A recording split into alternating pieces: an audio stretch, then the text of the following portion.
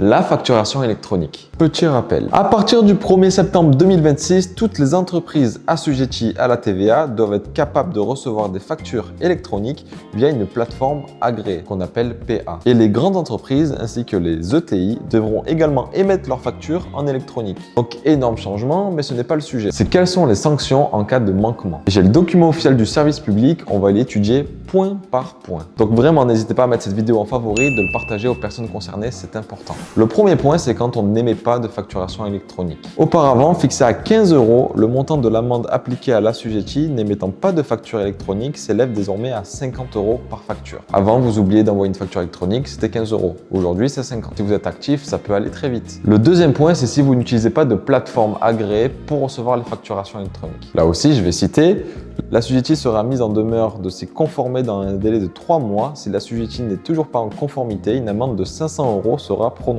Si le manquement persiste, une amende de 1000 € sera appliquée, et ce, tous les 3 mois tant que la situation n'est pas régularisée. Pour le coup, sur ce point, c'est assez clair, j'ai pas besoin de le vulgariser. Le troisième point, ça concerne la non-transmission des données de transaction et de paiement. Si l'assujetti ne respecte pas les obligations relatives à la transmission des données de transaction et de paiement à l'administration, une amende de 500 € au lieu de 250 € par transmission s'appliquera désormais. C'est un peu plus technique, je vais vous l'expliquer. Quand vous allez vendre quelque chose, vous allez avoir deux obligations bien distinctes. Envoyer la facture à votre client et transmettre les données de cette vente à l'administration via une plateforme agréée. Si vous oubliez cette deuxième étape, c'est une amende de 500 € par transmission manquante. Et là aussi, il y a un plafond de 15 000 € par an. On descend encore un peu plus bas, ces sanctions ne sont pas applicables en cas de première infraction, si l'infraction a été réparée spontanément ou dans les 30 jours suivant une première demande de l'administration. Donc clair, si c'est la première fois que ça vous arrive et que vous en rendez compte, pas d'amende, à condition de le régulariser dans les 30 jours. Mais attention, cette tolérance n'arrive qu'une seule fois sur 4 ans. Donc oui, le 1er septembre, ça arrive très vite, il faut se préparer. Si vous n'avez pas encore anticipé la facturation électronique, il faut savoir que chez Moselmans, on maîtrise le sujet.